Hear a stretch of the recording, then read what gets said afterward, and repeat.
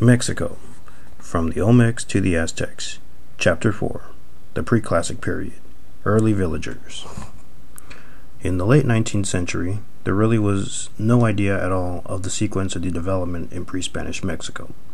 Of course, everyone knew perfectly well that the Aztecs were quite late, and that the Aztecs had spoken of an earlier people called the Toltecs. There was also a vague feeling that the great ruins of Teotihuacan were somehow the products of an even earlier people, but that was about all.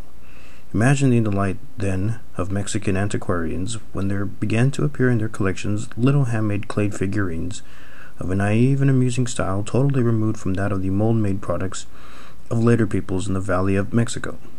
Most astonishing was their obvious antiquity, for some had been recovered from deposits underlying the Pedregal, the lava covering much of the southwestern part of the valley. Scholars, prone to labels, immediately named the culture which had produced the figurines and the very abundant pottery associated with it archaic.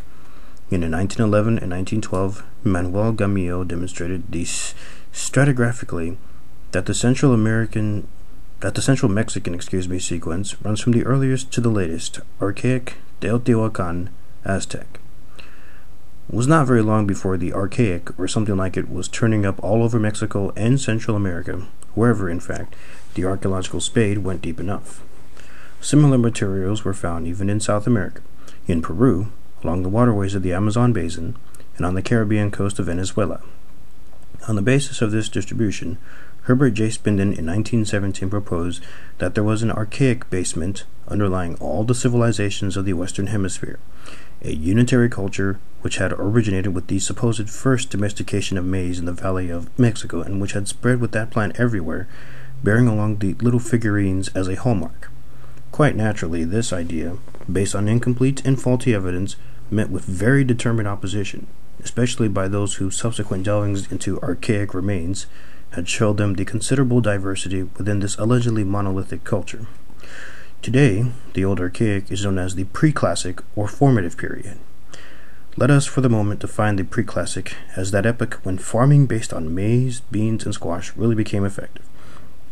Effective in the sense that villages and hamlets had sprung up everywhere in Mexico.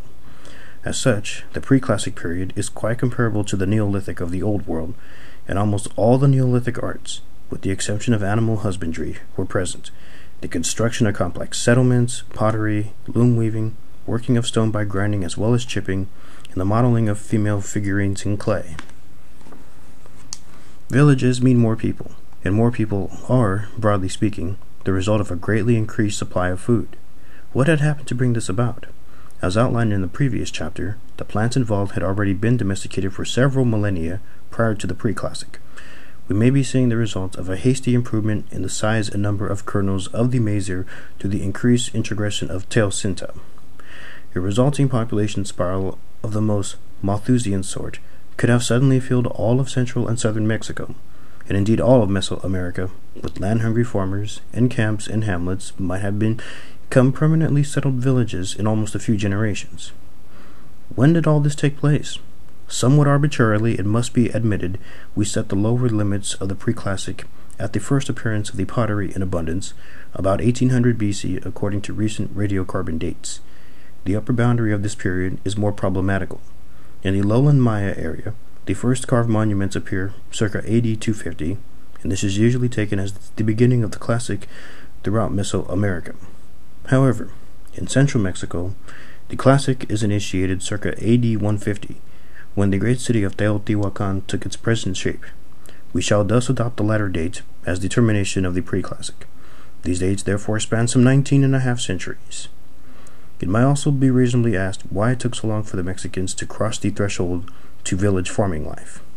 In the Old World, this event first occurred along the hilly flanks of Mesopotamia as early as the 10th millennium before Christ, not very much later than the first experimentation with plant and animal domestication.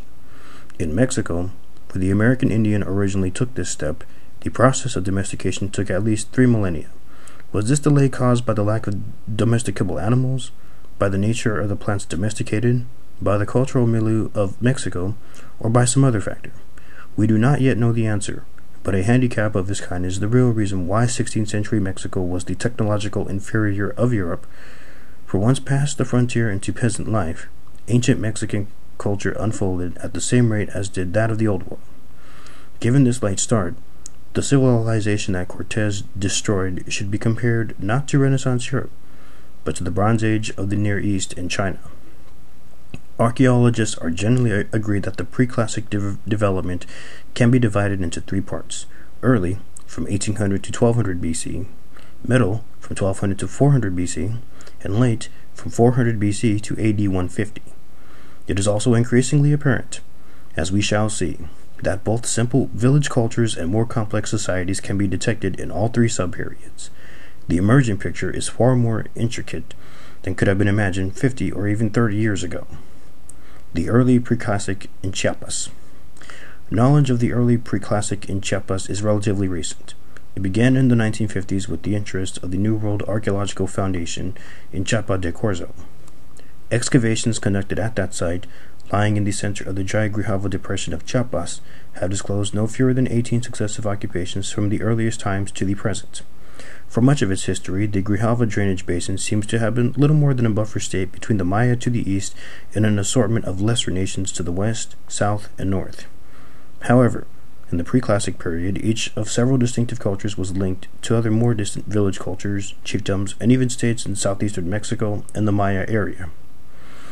More recently, the NWAF, under the direction of John Clark, has turned its attention to the Soconusco region, the broad Pacific coastal plain of southeastern Chiapas and neighboring Guatemala, where the oldest pre-classic cultures of all have been revealed by the excavator spade, beginning with the Bara culture and continuing to the complex and sophisticated Ocos culture.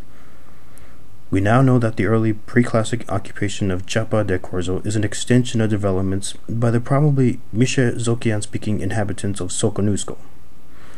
As reconstructed from debris recovered deep in a test pit at Chiapa de Corzo, the Chiapa I, or Cotora phase, presents us with a good example of early pre-classic culture, with a total span estimated to be about 1400 to 1200 BC.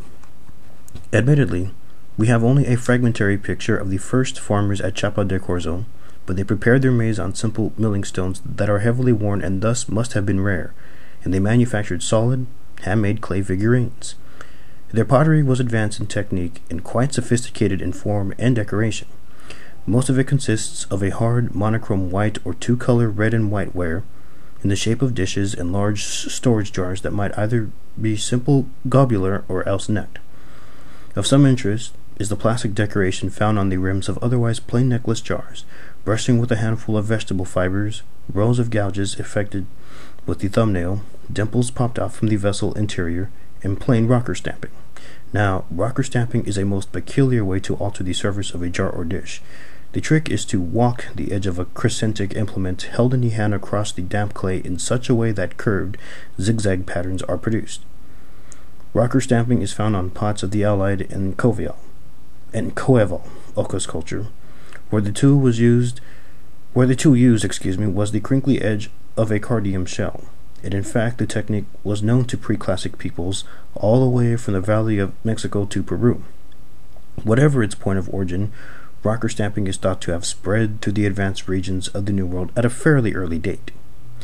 Vestiges of a culture much like Chiapa I lie just above the latest archaic occupation of Santa Marta Cave, further west in Chiapas, and are accompanied by the pollen of maize and other plants, indicating a very wet phase. Quite certainly, the farmers of the early pre-classic enjoyed a climate which contrasted with the rainless conditions of the preceding archaic. Early pre-classic villagers in Oaxaca. The Valley of Oaxaca, the homeland of the Zapotec people and the locus of the remarkable Monte Alban culture of later periods, is three-armed and shaped like an inverted Y. It was once thought that prior to 500 BC, the valley was completely filled with a lake, and that therefore no earlier culture remains would ever be found. This has been totally disproved by the large-scale University of Michigan Archaeological Ecological Project directed by Kent V. Flannery, which has shown that there was always a river valley here and never a lake. Furthermore, the Flannery group has uncovered a cultural sequence extending all the way from the earliest pre-ceramic archaic right up through Monte Alban I, the latter dated to 500 to 150 BC. Survey and excavations carried out by the Michigan archaeologists have identified 17 permanent settlements of the Tierra Largas phase from 1650 to 1350 BC. But almost all of these are little more than hamlets of 10 or fewer households. The largest settlement in the valley of Oaxaca at that time was San Jose Mogote, which ranked as a small village of about 150 persons, sharing a lime-plastered public building. The villagers grew maize and cultivated avocados, collected wild plant foods, and hunted deer, cottontail rabbits, and other game. By the following San Jose phase, 1350 to 950 BC, San Jose Mogote, located in the Etla Arm Valley 6¼ miles northwest of Monte Alban, had grown into a village of 80 to 120 households covering about 50 acres, with an estimated population of 400 to 600 persons. Carbonized seeds recovered by the flotation method showed that a number of crops were raised, probably on the high alluvium: maize, chili peppers, squashes, and possibly the avocado. Our old friend Teosinte grew in cornfields and crossed with local maize, either by accident or design. Food storage was probably the main function of the bell-shaped pits, which here, as elsewhere in pre-classic Mesoamerica, are associated with household clusters. Many could have held a metric ton of maize, and if capped with a flat rock, might have inhibited insect growth through lack of oxygen. As they soured or otherwise lost their usefulness for preservation of grain, they were employed for other purposes, such as the preservation of household items and implements, or for refuse disposal, or even as burial places. The only domestic animals eaten were dogs, the principal source of meat for much of pre-classic Mesoamerica, and turkeys, understandably rare because that familiar bird consumes very large quantities of corn and is thus expensive to raise. Wild animals in the San Jose Mogote diet were cottontail rabbits, and deer and peccary, which were hunted on the mountain slopes, an area which also produced acorns and black walnuts. Houses were rectangular and about 20 feet long, with slightly sunken floors of clay covered with river sand. The sides were of vertical canes held between wooden posts and were daubed with mud, then whitewashed. Roofs were thatched. Sleeping arrangements were typically Mesoamerican. The people slept on mats rolled out on the floor.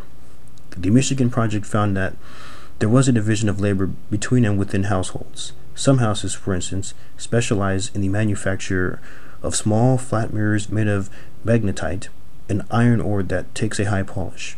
Within houses, clear signs of an area mainly used by women consisted of concentrations of bone needles, deer bone cornhuskers, and spindle whorls made from potsherds.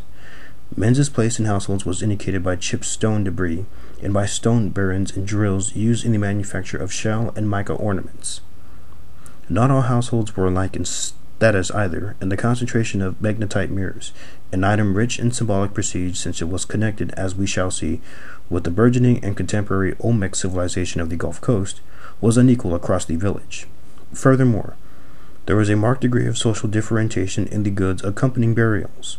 High-status individuals tend to have burial offerings like mirrors, cut shell, jade labrets, and ear spools, and above all gray or white pottery vessels with Olmec designs. This was no egalitarian society, and bore a marked Olmec imprint, a state of affairs which we shall find repeated for Tlatilco in the Valley of Mexico. The state of Tlatilco. The simple picture of myriad Neolithic-looking villages such as that at Chiapa de Corzo, scattered over the Mexican countryside without any great social differentiation among them, is an oversimplification, as the Oaxaca data suggest. Evidence from excavations in the Valley of Mexico makes clear that some settlements had already taken precedence over others in both social rank and in economic advantage. The key site for the early pre-classic in the valley is Tlatilco, which came to light in 1936 during excavations carried out by brick workers digging for clay, not, alas, by archaeologists. The visitor to the site today will find nothing but a series of huge holes in the ground, surrounded by factories. In actuality, only a tiny fraction of Tlatilco was ever cleared under scientific conditions.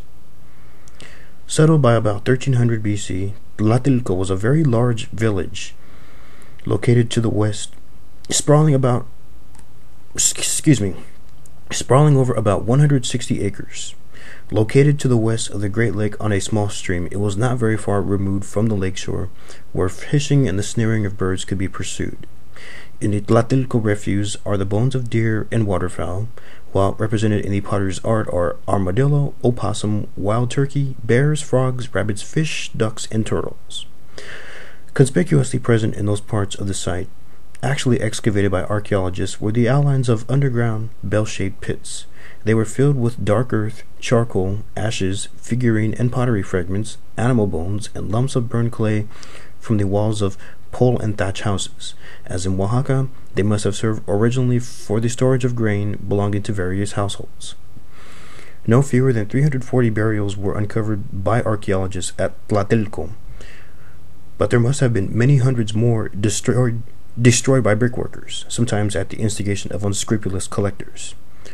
All these were extended skeletons accompanied by the most lavish offerings, especially by figurines which only rarely appear as burial furniture in pre-classic Mexico. There are two sorts of figurines, one that is large and yellow and painted red, and the other small, solid, and of incredibly delicate and sophisticated workmanship. The latter usually represents girls with little more to wear than paint applied in patterns, although some are attired in what would seem to be grass skirts. Here we encounter males as well, clothed in a simple breechclout. What an extraordinary glimpse of life of these pre-classic aristocrats is provided in their figurines. We see women affectionately carrying children or dogs, dancers with sombreros around the legs, acrobats and contortionists, and matrimonial couples on couches.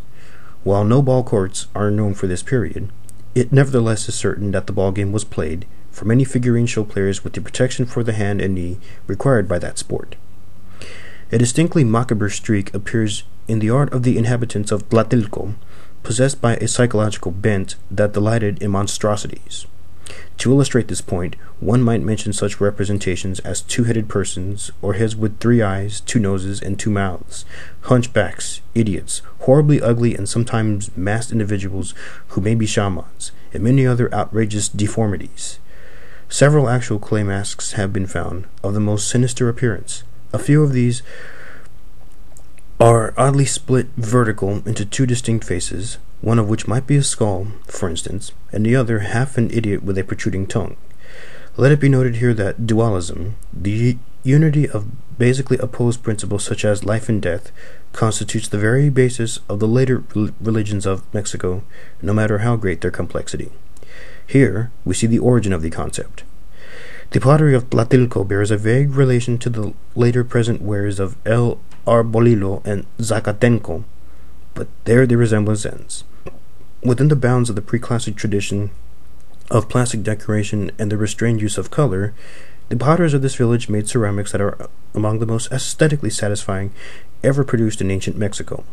Forms include bowls, necklace jars, long-necked bottles, little spouted trays, bowls and jars with 3 tall feet, and most peculiarly, jars with sprouts that resemble stirrups.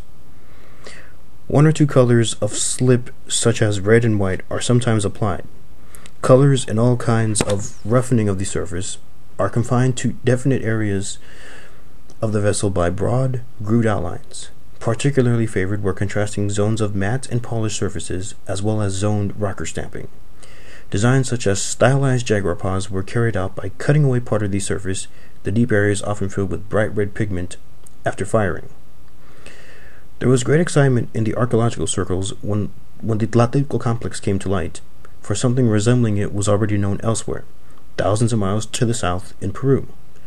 There also, in the very earliest civilization of the South American continent, the Chavin culture, were found such odd pottery shapes as stirrup sprouts and long-necked bottles, associated with unusual techniques like rocker stamping and red-filled excising, as well as roller seals, figurines of Mexican appearance and split-faced dualism.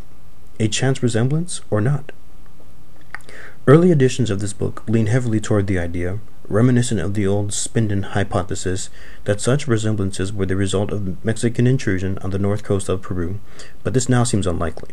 There is an overwhelming body of evidence which points to an independent evolution of ceremonial architecture, art, and therefore civilization in Peru.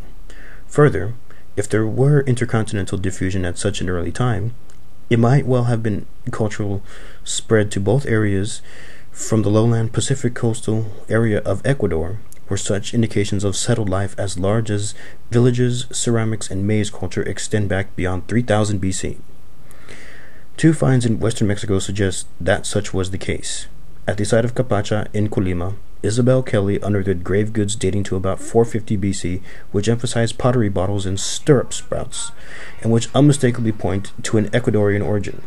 And an elaborate tomb in El Lopeño in Michoacan has very similar ceramics with a radiocarbon date of about 1300 BC. On the other hand, it is certain that domestic maize was transmitted to Peru from the north, and only a few South American specialists are opposed to the idea that early formative iconography, focused upon the awesome images of the jaguar, cayman, and harpy eagle, was shared through diffusion between the two areas. It must be admitted, however, that the conclusive evidence bearing on this most important problem of long-range diffusion in the hemisphere has yet to be gathered. No mention has yet been made of another curious element in the burial offerings of Tlatelolco, namely the very distinct presence of a strange art style known to have originated at the same time in the swampy jungles of the Gulf Coast. This style, called Olmec, was produced by the first civilization of Mesoamerica, and its weird iconography that often combined the lineaments of a snarling jaguar with that of a baby is unmistakably apparent in many of the figurines and in much of the pottery. The great expert on the pre-Spanish art of Mexico, Miguel Covarrubias, reasoned that the obviously greater wealth and social superiority of the Tlatelolco people over the more simple contemporaries in the Valley of Mexico were the result of an influx of Olmec aristocrats from the eastern lowlands. This may possibly have been so, but it is equally likely that these villagers were a favorably placed people under heavy influence from missionaries spreading the Olmec faith, without a necessary movement of populations. But more about the Olmecs in the next chapter. Established villages of the Middle Preclassic. Let us now turn from the early Preclassic to the somewhat incomplete information which is at hand for the villages girdling the Valley of Mexico during the Middle Range, 1200 to 400 BC of that period. A word of caution, however. Because of our first knowledge of these sites, the impression has been given that the valley had more ancient Preclassic beginnings than elsewhere. On the contrary, that isolated basin was probably a laggard in cultural development until the Classic period, when it became and stayed the flower of Mexican civilization. Notwithstanding its later glory, the valley was then a prosperous but provincial backwater, which occasionally received new items developed elsewhere. These middle Preclassic villages fringed the placid waters of the Great Lake once more fully expanded. Their remains are now swallowed up by the urban sprawl of Mexico City. From the recovered marshes abounding in waterfowl, across the rich soft soils in the bottomlands of the valley, to the forested hills populous with deer, this was an environment favorable in the extreme. Perhaps these surroundings were too bountiful for the stimulation that a people seemed to need in order to make real progress. No challenge, and therefore no response. In a scheme propounded by Arnold Toynbee in his Overview of World Civilizations, a Study of History. The first phase at the site of El Arbolillo seems to mark the initial Middle Preclassic occupation of the valley. This little village was established directly on the sands from a beach fronting an arm of the Great Lake. Protected from the chill winds of winter by the slopes of a nearby hill, the farmers drew sustenance from the products of their fields and from the lake. That the village was occupied for many centuries is indicated by the more than 23 feet of accumulated midden deposits cut into by the excavator, consisting of refuse, cast of maize leaves, and burned daub fallen from the walls of pole and thatch huts.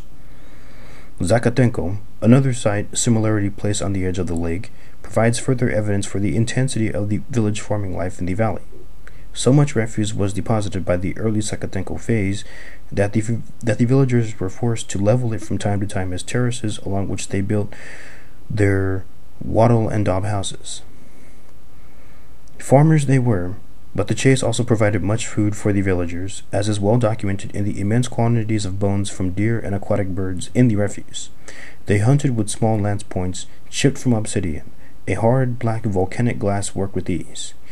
Deer provided not only meat but also hides, which were cleaned of fat with little obsidian scrapers, and bones from which were fashioned from which were fashioned, awls and bodkins for working baskets and skins. Within each house, the farmer's wife ground and soaked the maize on the familiar quern, although for some reason this was absent at El Arbolillo. For cooking and storage, they had a pleasant but undistinguished pottery, usually reddish-brown in color and finely burnished.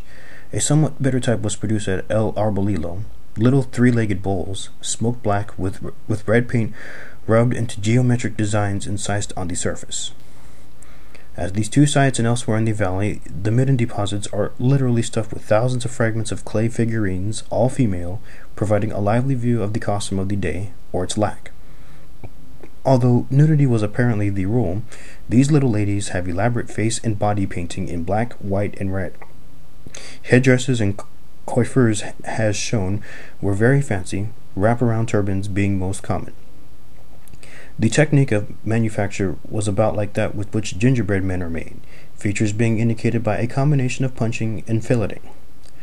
Significantly, no recognizable depictions of gods or goddesses have ever been identified in these villages, suggesting the possibility that the only cult was that of the figurines, which may have been objects of household devotion like the Roman lares, perhaps concerned with the fertility of the crops.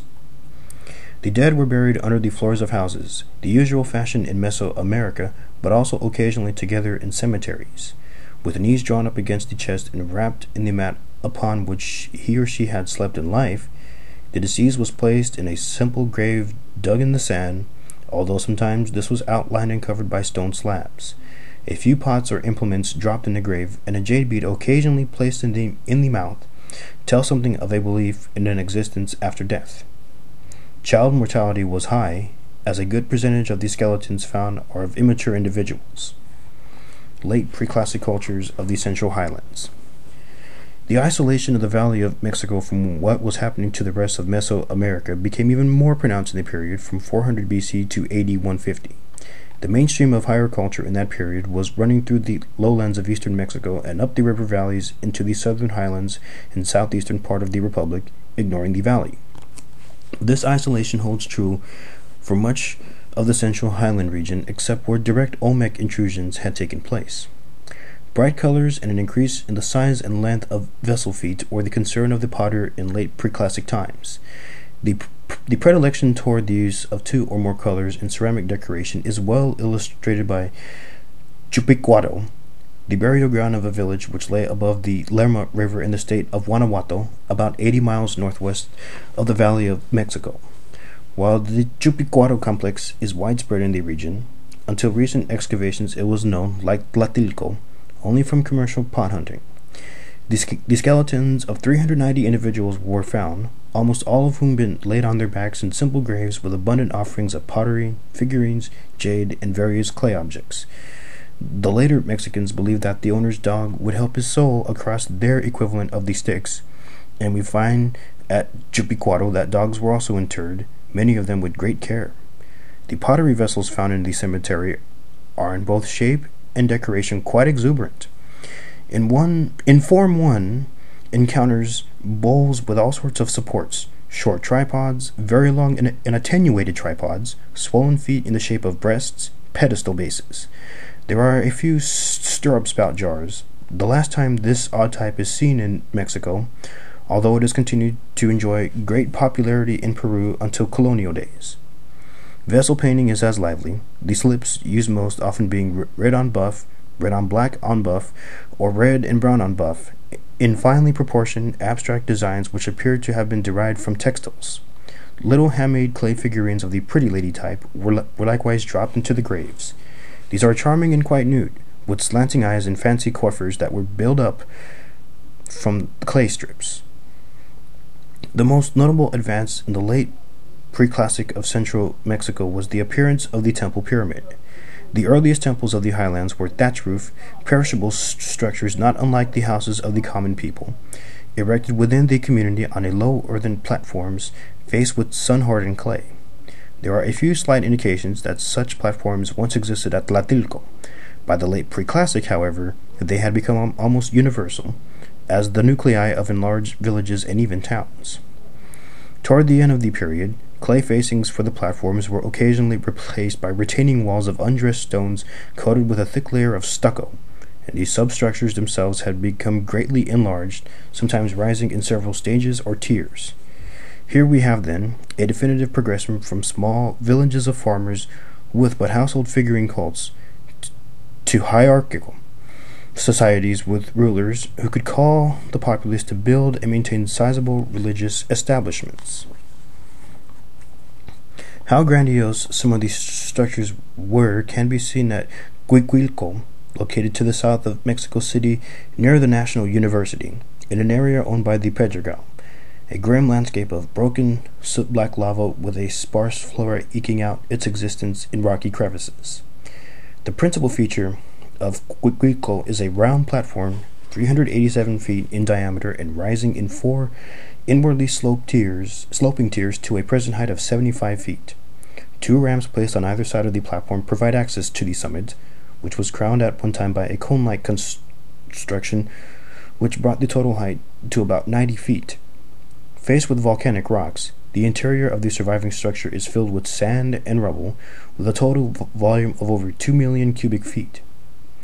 It is little wonder that Cuicuilco was once thought to be of hoary antiquity, for the main structure, excavated many years ago, is surrounded and partly ordered by lava which had flowed down from Xicli volcano, looming on the western horizon above the valley floor. Estimates varying anywhere from 8,500 to 30,000 years were made for the age of the flow by the competent authorities, but this was in the pre-radiocarbon era, and long prior to George Valiant's careful work on the cultural stratigraphy of the valley. On the grounds of the associated ceramics and figurines, quantities of which are found beneath the Pedregal, Cuicuilco is clearly late pre-classic, as confirmed by radiocarbon dates. The doom of Cuicuilco was set sometime around AD 100, an end which must have been spectacular. The young Xicli first sent out dust and ashes that fell in quantity on the site, then the great eruptions themselves began, molten lava pouring out over the southwestern margin of the valley. All must have fled in panic from the region. Did the inhabitants have any premonitions of the final cataclysm? One might think so, for prominent among the remains of their culture are clay incense burners in the form of Xiuhtecuhtli, who was fire god and lord of the volcanoes among the ancient Mexicans. In lieu of extensive excavations underneath the lava, it is difficult to be precise about the size and function of original center like Cuicuilco. On the basis of his unrivaled knowledge of the Valley of Mexico, however, William Sanders ascribes it to a population of 20,000, the chief center of a total valley population of perhaps 140,000 souls. Regardless of the uncertainty about Cuicuilco, it surely presaged the great Teotihuacan civilization of the Classic period. Thanks to another volcanic event, we have a spectacularly preserved late pre-classic village at Tetimpa, Puebla, on the northeastern flank of the Popocatépetl volcano. Unlike Cuicuilco, which was buried under lava flow, Tetimpa was encased in ash falls, preserving much of what the villagers left in haste as Popocatépetl erupted around AD 100. Archaeologists Patricia Plunkett and Gabriel Uruñuela discovered the still furrowed cornfields under the ash, as well as the house mounds and domestic artifacts of the farmers who tilled these fields. The house companions consist of 2 or 3 small structures, carefully set at right angles to each other around a central patio. An altar was often placed in the center of the patio, with a volcano effigy, crudely carved figure, or played andesite stela on the summit. The buildings themselves consist of wattle and daub structures built on a stone platform. Most importantly, the platforms use the talud tablero form, consisting of a sloping wall surmounted by a horizontal panel, which later becomes an architectural marker of the classic metropolis, Teotihuacan. The Muscala puzzle.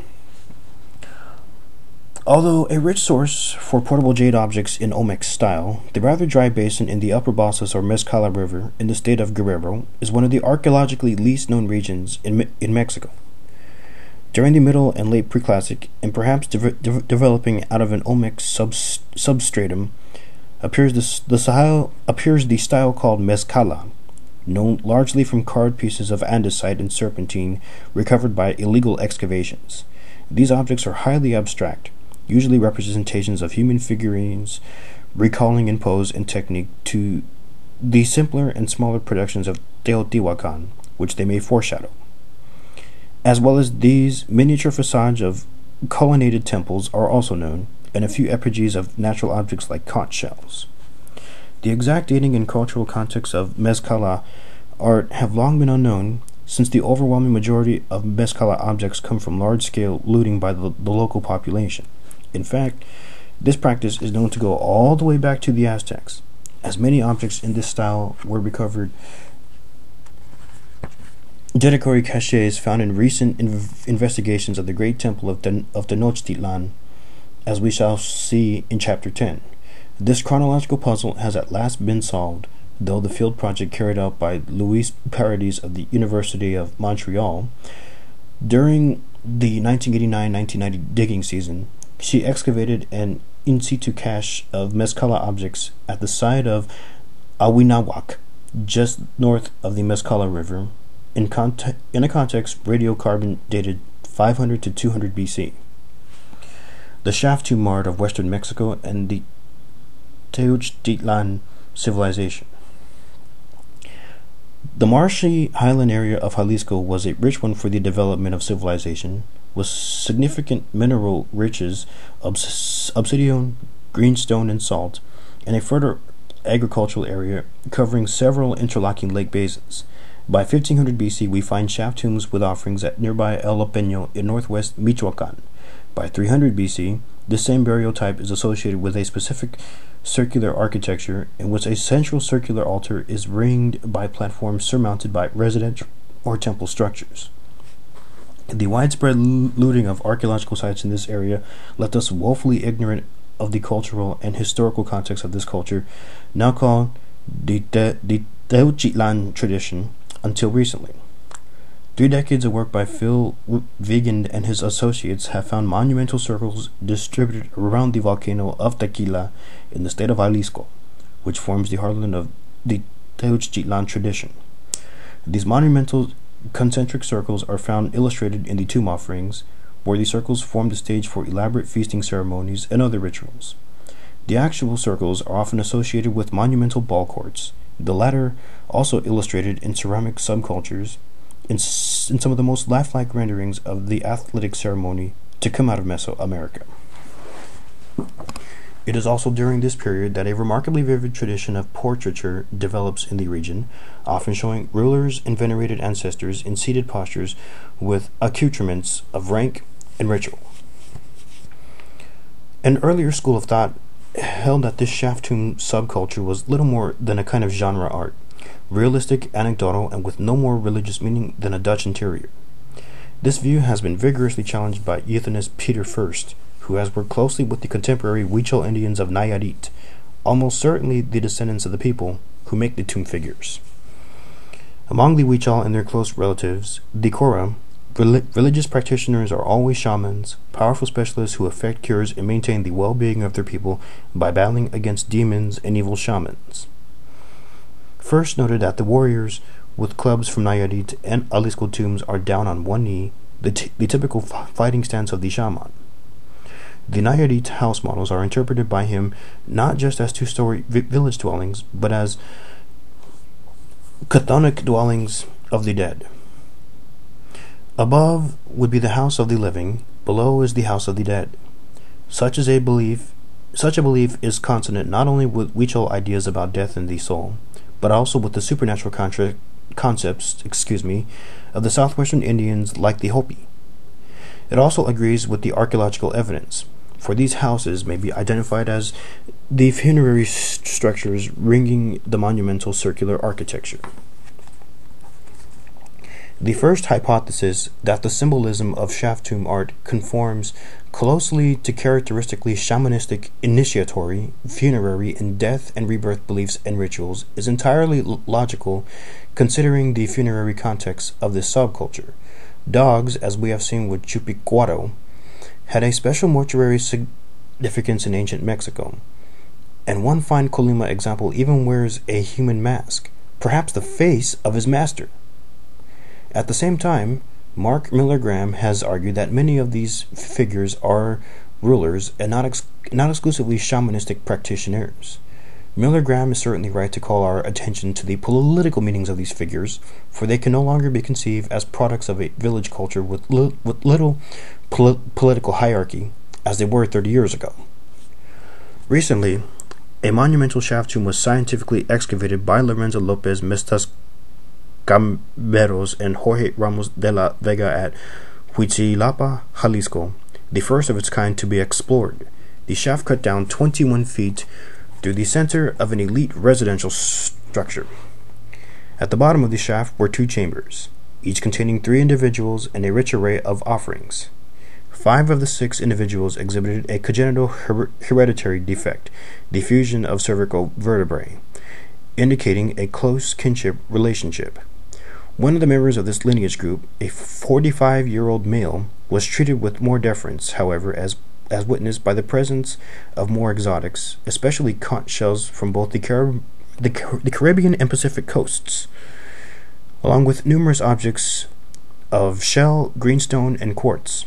Given that this was the only shaft tomb constructed at Huitzilapa, and that this figure was obviously of higher rank than his kin, he was surely a ruler of the site.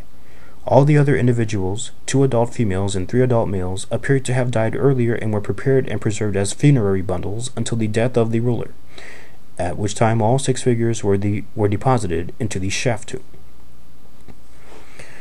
Outside the heartland, in the states of Jalisco, Colima, and Nayarit, only much smaller shaft tombs and simple pit burials are found, also with ceramic subculture and other offerings, suggesting that there was a regional hierarchy centered on the volcano of Tequila region. A massive relocation of much of the population to the central area occurred around 8200 at the dawn of the Classic period. After this concentration of settlement around the volcano of Tequila, the shaft tombs become much smaller and simpler, with more emphasis placed on the monumental circular architecture as a sign of power and prestige. By the Teochtitlan phase, 8400 to 8700, an advanced Classic period culture is now emerging from the archaeological record, one in which 10 square miles of ritual and residential precincts covered the central area, along with over 115 square miles of intensive agricultural modifications, including extensive terraces and chinampas. Between 8700 and 900, the Teochtitlan tradition went into decline, signaled by the cessation of the circular building and the introduction, on the edges of the old sacred precincts, of a new architecture based on the square and rectangle. Metallurgy was introduced into West Mexico by AD 600, and from there to the rest of Mesoamerica. Given the specific technologies used by the West Mexicans, it is almost certain that knowledge of metalworking arose from long-distance contact with much older Central and South American traditions, and it may be the social disruption signaled by these new exotics, along with the environmental stress that eventually led to the collapse of a millennial tradition. This concludes Chapter 4.